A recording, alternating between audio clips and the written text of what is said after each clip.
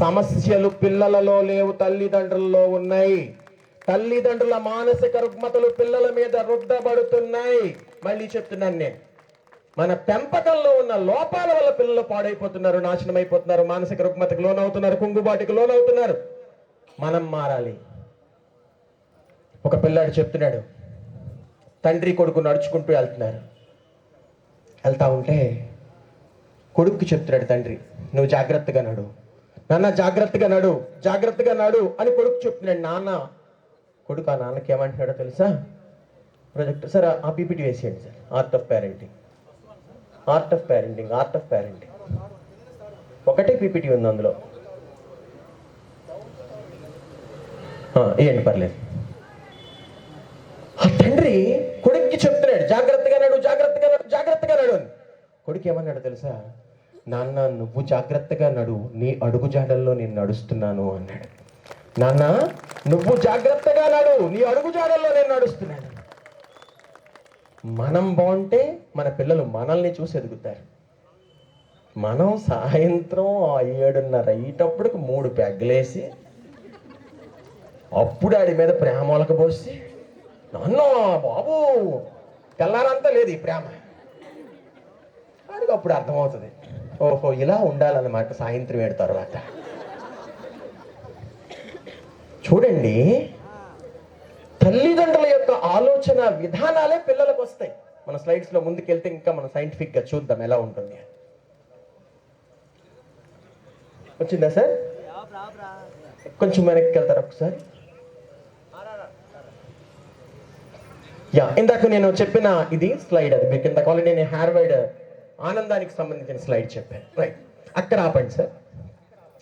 అయితే ఈ ఆనందాన్ని మనిషి ఎందుకు కోల్పోతాడు? కంపారిజన్ వల్ల కోల్పోతాడు అని చెప్పింది సైకాలజీ. మనిషి ఆనందాన్ని కోల్పోతే ఏమవుతుంది? కుటుంబంలో ఆనందం లేకపోతే పిల్లవాడు గొప్పవాడు కాడు. ఆనందం ఎలా వస్తుందో చెప్పాను, చేసే పనిని ప్రేమించాలి.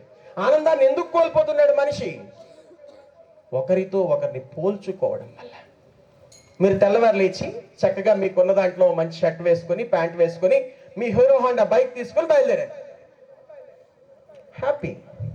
అప్పుడే పక్కింటాడు కారు తీసాడు, ఆడి కారు, మన బతుకంతా ఈ బైకే, ఆడి బతుకు మన బతుకు. జీవితంలో ఉన్న ఆనందం మొత్తం నాశనం అయిపోయింది. మీరు తెల్లారు లేచి చక్కగా గంజి పెట్టిన చీర కట్టుకున్నారు, 500 రూపాయల చీర, మొన్న కొనుక్కున్నది పండక్కి. చక్కగా నేను చాలా బ్యూటిఫుల్గా ఉన్నానని చెప్పి నడుచుకుంటూ వెళ్ళిపోతారు. అప్పుడే పక్కింటి ఆవిడ వచ్చి, వదిన ఒప్పాడ పొట్టు 6,000 అని. 6,500, 6,500. సర్వనాశనం అయిపోయింది ఆనందం, సర్వనాశనం అయిపోయింది ఆనందం. మనకున్న దానితో ఎవరైతే తృప్తి చెందుతారో, ఎవరికి వాడే గొప్పవాడు. మనకున్న వస్తువులే మనకి గొప్పవి, మన ఇల్లే మనకి గొప్పది, మన వాహనమే మనకి గొప్పది, మనమే మనకి గొప్ప. పక్కవాడితో కంపేర్ చేసుకోవాల్సిన అవసరం లేదు. ఇదే పని మీ పిల్లలకి కూడా మీరు చేయకూడదు, పక్క పిల్లవాడితో పోల్చకూడదు. ఏ పిల్లవాడికి ఆ పిల్లవాడే యూనిక్, ఏ పిల్లవాడికి ఆ పిల్లవాడే గ్రేట్. మీరేం చేస్తా ఉన్నారు? ఆ పక్క వాళ్ళ ఈ రెండు అంటే ఉండడు. ఏ పిల్లవాడు మరో పిల్లవాడిలా ఉండడని గుర్తించండి. అబ్దుల్ కలాం దగ్గరికి వెళ్ళి బ్యాట్ ఇచ్చి 6 కొట్టు, 6 కొట్టు అంటే ఎలా కొడతాడు? ఆయన క్రికెట్ రాదు. విరాట్ కోహ్లీ దగ్గరికి వెళ్ళి, సచిన్ టెండూల్కర్ దగ్గరికి వెళ్ళి అగ్ని, పృథ్వీ, నాగ్ ఈ మిసైల్స్ ని ప్రయోగించు, ఎలా ప్రయోగిస్తాడు? రాదు. ఎవరు ఏ పని చేయగలరో ఆ పని చేయగలరు. సచిన్ గొప్ప క్రీడాకారుడు, క్రీడ గురించి మాట్లాడండి. అబ్దుల్ కలాం గొప్ప శాస్త్ర సాంకేతిక నిపుణుడు, దాని గురించి మాట్లాడండి. మీరు ఏం చేస్తున్నారు మీ పిల్లలంటే, వాడిలా నువ్వు ఉండు అంటున్నారు. అక్కడే మొదటి దిగ్భ్రాంతి కలుగుతుంది మీ పిల్లాడికి కలిగే ఫస్ట్ డిప్రెషన్ ఇదే. మీరు ఎన్నిసార్లు కంపేర్ చేస్తే మీ పిల్లవాడు అంత వేగంగా నాశనం అయిపోతాడు, గుర్తుపెట్టుకోండి. ఈ రోజు నుంచి మీరు చేయాల్సిన మొదటి పని, మీ పిల్లల్ని పక్క పిల్లలతో పోల్చకండి. అసలు చాలా మంది నా దగ్గరికి వస్తూ ఉంటారు, 2 పిల్లలు ఉంటారు వాళ్ళ ఇంట్లోనే, ఒక అక్క ఒక తమ్ముడు. వాళ్ళిద్దరిని తీసుకొచ్చి, ఈ పెద్దదే పర్లేదు కానండి, ఈ చిన్నదే రాక్షసి. పక్కనే కంపారిజన్. అక్క మంచిది, మంచుడు కాదు. ఆటోమేటికల్లీ ఏమైపోయింది? డిప్రెషన్ స్టార్ట్ అయిపోయింది. Don't compare with any other child. మరి ఎలా సార్ పిల్లల్ని ఎలా సార్ పెంచాలి? ఎలా కంపేర్ చేయాలి? వాడిని వాడితో కంపేర్ చేయాలి. నాన్న లాస్ట్ ఎగ్జామ్లో నీకు 70% వచ్చింది, నెక్స్ట్ ఎగ్జామ్లో 80 తెచ్చుకో. ఈ ఎగ్జామ్లో 80 వచ్చింది, నెక్స్ట్ ఎగ్జామ్లో 90 తెచ్చుకో. నాన్న నిన్న మార్నింగ్ 6 o'clock లేచావు, రేపు 5:30కి లేనన్నా. వాడితో పోలిస్తే ఆత్మవిశ్వాసంతో ఎదుగుతాడు, గొప్పవాడు అవుతాడు. పక్కవాడితో పోలిస్తే ఆత్మన్యూనతా భావంలోకి వెళ్ళిపోతాడు, నాశనం అయిపోతాడు. ఇవాళ నుంచి మీరు నేర్చుకోవాల్సిన మొదటి పని, మీ పిల్లల్ని ఇతర పిల్లలతో పోల్చకండి, మీరు ఇతరులతో పోల్చుకోకండి. ఎవరికి వాళ్ళే గొప్పవాళ్ళు, దట్స్ ఇట్. ఒక మనిషిలా ఉండడు. I hope you understand. Happiness regarding, please slide మార్చండి సార్. నెక్స్ట్ ఇంకో క్లిక్ చేయండి. అక్కడ ఉంచండి. తల్లిదండ్రులు 3 రకాలుగా ఉంటారని సైకాలజీ చెప్తాను నేను. మీరు కంపేర్ చేసుకుంటూ ఉన్నాం. ఇందాక నేను స్టార్టింగ్లోనే చెప్పాను మీరు ఎక్కడున్నారు ఏంటి అని. మీరు చేసే తప్పులేంటో ఒకసారి గమనించుకోవటం, రేపటి నుంచి వాటిని మార్చుకోవటం, ఇది ప్రత్యేకమైన ఉద్దేశం మనకి. సి డిపెండెన్స్ పేరెంటింగ్ అంటే దీన్ని పరాన్న పెంపకం అంటాం. పారసైట్ అంటే పరాన్న జీవి, అంటే ఎవరో ఒక్కల మీద ఆధారపడి పెంపకం జరగడం పెట్టది. పూర్తిగా పెంపకం అంతా అమ్మైనా చేసేసుకోవడం, లేదా నాన్నైనా తీసేసుకోవడం. కొన్ని కుటుంబాల్లో తల్లే మొత్తం బిడ్డను చూసుకుంటుంది, నాన్న చూసుకోవాలి. కొన్ని కుటుంబాల్లో నాన్న చూసుకుంటూ ఉంటాడు, అమ్మ చూడదు. భారతదేశంలో, అది మన ఆంధ్ర రాష్ట్రంలో ఎక్కువగా బిడ్డ పెంపకాన్ని తల్లి తీసేసుకుంటాడు. పాపం వాడికి అమ్మ నాన్న ఇద్దరు ఈక్వల్ అనుకుంటాడు. ఈ భూమి మీదకి వచ్చినప్పుడు నాన్న దగ్గరికి వెళ్తాడు, నాన్న ఆకలేస్తుంది అంటాడు, అమ్మని అడిగి పెడుతుంది. నాన్న హోంవర్క్ అమ్మకి చెప్పు చేస్తుంది. నాన్న స్కూల్ బ్యాగ్ అమ్మకి కలిసి వస్తుంది. నాన్న పేరెంట్స్ మీటింగ్ అమ్మ వస్తుందిలే. నాన్న యూనిఫామ్ అమ్మకి చెప్పుకుంటుందిలే. వీడికో విషయం అర్థమైపోయింది, నాన్నకి ఏమీ తెలియదు అయ్యో అని. ఒకరోజు సడన్గా వాడికి గాలికి గాయం అవుతుంది, రక్తం స్రవిస్తూ ఉంటుంది. పరిగెత్తుకుంటూ అమ్మ అమ్మ అమ్మ అనుకుంటూ లోపలికి వెళ్ళిపోతాడు. మీరు అక్కడే పేపర్ చదువుతూ ఉంటారు కుర్చీ చేసుకొని. ఏమైందంటే నీకు తెలియదులేడు అన్న, అమ్మ దగ్గరికి వెళ్తాడు. పోనీ మీరెందుకు వాళ్ళకి ఏ పని చెప్పరు అంటే, వాళ్ళు చాలా తేలివైన వాళ్ళు ఏం చేస్తారంటే, ఎవరైనా వచ్చినప్పుడు మా ఆవిడ లేకపోతే నేను లేను, అసలు మా ఆవిడ లేకపోతే ఒక్కరోజు ఇంట్లో ఒక్క పని నేను చేసుకోలేను, టీ పెట్టుకోవడం రాదు నాకు, మా ఆవిడ టవలిస్తే తప్ప నేను స్నానానికి కూడా వెళ్ళలేను అనుకోండి అంటే, ఇవి వెంటనే ఒక మహాశక్తిలాగా మహాజ్ఞానిలాగా ఇలా అయిపోద్ది అనమాట. ఈ భ్రమలో అన్ని పనులు వీళ్ళే చేసేస్తారు, ఇంకేం అప్పచెప్పరు వాళ్ళకి, ఇంకేమీ అప్పచెప్పరు, అన్ని వీళ్ళే. సార్ అలా పెంచేస్తే ఏమవుతుంది, చాలా సమస్యలు వస్తాయి. బిడ్డ తల్లి నుంచి కొన్ని లక్షణాలు నేర్చుకుంటాడు, తండ్రి నుంచి కొన్ని లక్షణాలు నేర్చుకుంటాడు.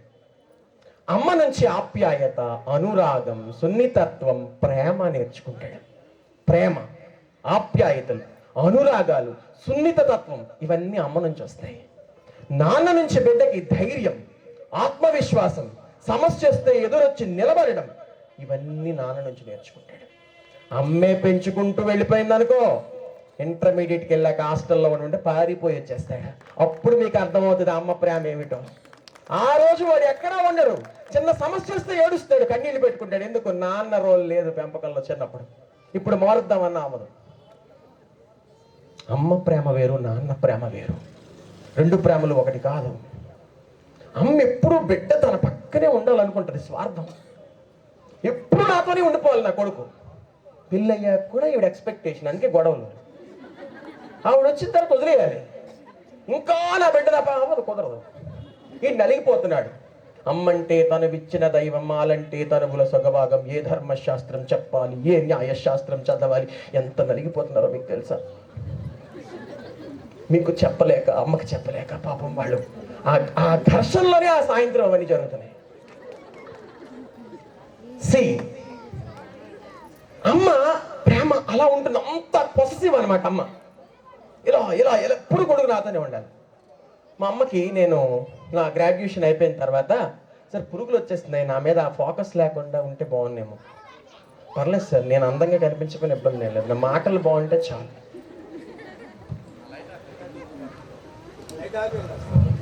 మీ రికార్డింగ్ కోసం నన్ను అలా చేయకండి సార్.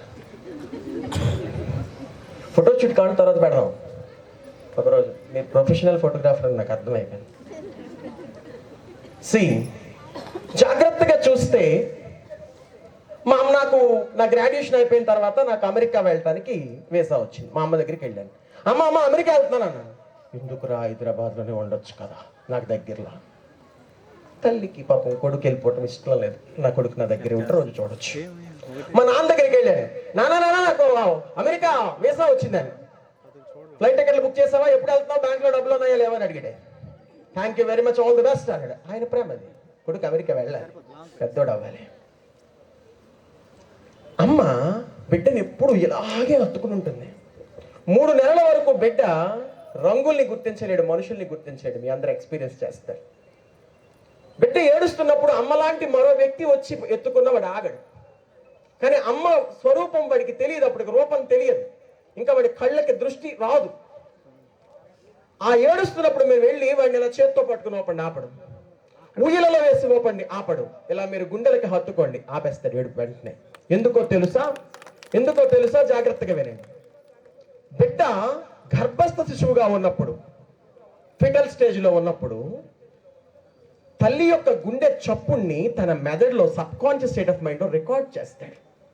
గుండె చప్పుణ్ణి రికార్డ్ చేస్తాడు తన మెదడులో, కడుపులో ఉన్నప్పుడు. ఒక